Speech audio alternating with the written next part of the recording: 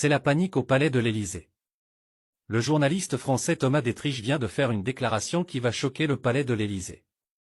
Depuis que l'armée française a quitté le Sahel, le bras de fer entre les autorités françaises et les Sahéliens ne fait que s'intensifier. Emmanuel Macron n'a jamais digéré cette humiliation au Sahel.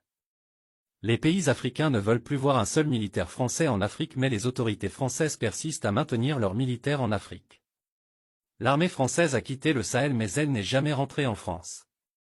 Cette armée est rentrée discrètement dans les autres pays frontaliers du Sahel. Ces militaires français ont créé des bases secrètes juste à la frontière avec le Sahel.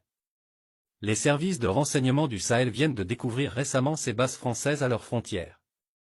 C'est ainsi que les autorités sahéliennes vont dénoncer cette manœuvre des militaires français.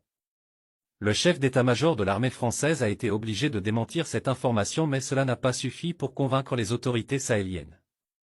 Face à cette situation, le journaliste français Thomas Détrich a décidé de mener une enquête pour savoir la vérité sur les bases secrètes de l'armée française. Il s'est rendu au Bénin mais il a été interdit d'entrer dans le pays pour mener son enquête. Sur son compte TikTok, il déclare ceci. Je suis allé au Bénin pour enquêter sur cette coopération militaire trouble entre la France et le Bénin, mais les autorités béninoises ont refusé de me donner l'accès à leur pays pour que je découvre la vérité. La France-Afrique fait décidément tout pour garder ses petits secrets. Fin de citation. La question qu'on se pose est la suivante. Si la France et le Bénin n'avaient rien à se reprocher, pourquoi ils interdisent aux journalistes d'enquêter? Pourquoi Emmanuel Macron et Patrice Talon ne veulent pas que ce journaliste français puisse enquêter pour établir la vérité?